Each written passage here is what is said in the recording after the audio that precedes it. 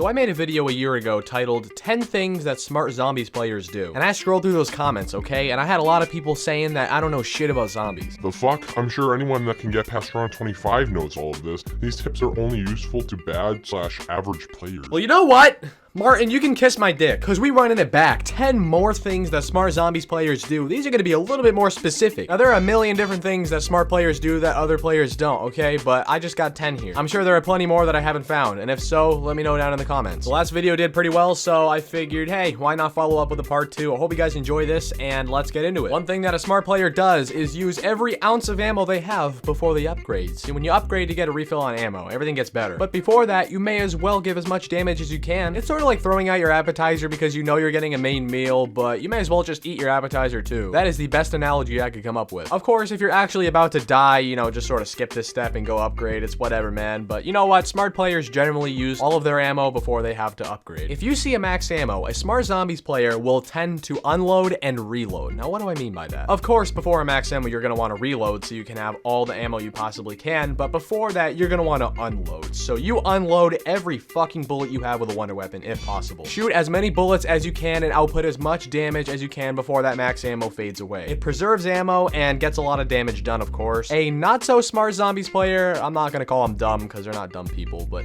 they would typically just tend to grab the max ammo. This one's gonna sound crazy, but do not get double tap 2 if you're on Black Ops 3 trying to get to a high round. Now hear me out. Double tap 2, one of the best perks in the earlier rounds. It's double the damage. But eventually you're going to reach a point where it doesn't matter how much damage you output. You either have to have one of two things, a wonder weapon or a gun with double pack-a-punch. Let's say you're running a gun with blast furnace or dead wire. It doesn't matter how much damage you output. You just have to have the double pack-a-punch. So instead, you may as well replace it with something like, oh, I don't know, stamina up. That'll help you run faster when you're training. This is exclusive to Black Ops 3. In any other game, this isn't a smart idea. This next one ties in with the last one, and that is that smart players always on Black Ops 3 get wall weapons and have them double pack-a-punch. Having any gun with double pack-a-punch is the equivalent of a wonder weapon because it has unlimited damage. But it's better to have a wall gun than a box gun because a wall gun you can continuously buy ammo for. And it's even smarter to buy a wall gun that's next to your training spot. This one is fairly obvious, but this is definitely something that you will see a smart zombies players do. Another thing that a smart player will do is avoid death machines at all costs on BO1, not BO3. BO3 death machines are incredible. BO1, they're really bad. I'd say it's good up until about round 30, maybe 40, but beyond that, it literally does nothing but slow you down because you're shooting peas at the fucking zombies with this thing. Not to mention, you can't revive players with it, and so yeah, it's actually really detrimental to have this on later rounds. On BO1, smart players will always avoid death machines, and also they will avoid carpenters. That's a little bonus. That's not its own thing, but people always avoid carpenters because it does nothing for you. What else do smart players do? I would say that every smart player has a save me Gobblegum of some sort, whether it's in plain sight or anywhere but here or any mega. Something that if you get in a bad situation, you can get out of that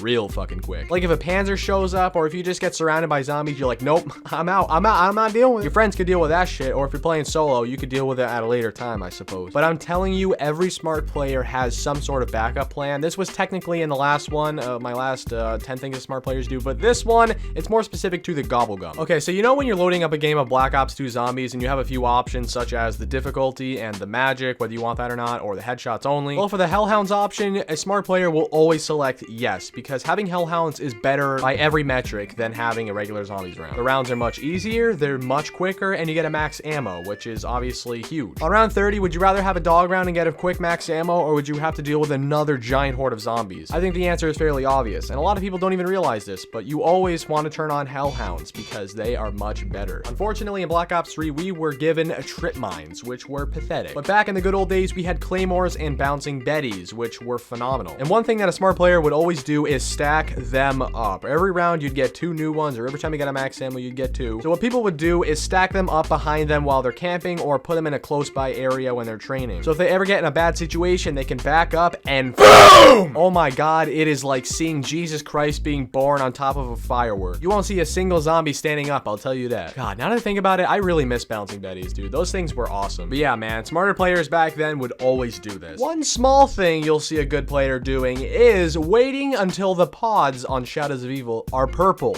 okay? The amount of times I see people run up to pods and open them up before they're even red, it pisses me off, man. Like, yeah, sure, you could get a locust, but you know what you could get from a purple pod? A lot of good things. Like, gee, I don't know, a part 2 the Apothicon Servant. Like, goddamn it, stop opening them all up, man. Wait. So yeah, if you open up the pods prematurely, you're not a stupid person by any stretch of the imagination, because, you know, those pods can help you, but the purple ones, man, if you're smart, you're gonna wait for those. The rewards are much better. And the last thing I have for you here, another smart thing that people do is use power-ups to their fullest potential. So let's say there's 2 power-ups in front of you, a death machine and an insta-kill. A smart player would grab one or the other and kill a bunch of zombies with it. And then as soon as the other one is about to fade away, they grab that one and then kill a ton of zombies. Because when you combine the 2, you're not killing twice the amount you could be. Whereas if you use them separately, you're gonna be killing much, much more. This one's a little bit hard to describe, but if you look at what I'm doing here, you'll be able to understand it. So yeah, actually that was a lot quicker than I thought it was going to be. 10 things that smart players do. They were really specific, especially for Black Ops 3. But I hope you enjoyed this video. Let me know what you think down below in the comments, of course, and make sure to leave a like if you enjoyed this video, and hopefully people realize that I'm not calling them stupid if they don't do these things. And also subscribe for Call of Duty Zombies and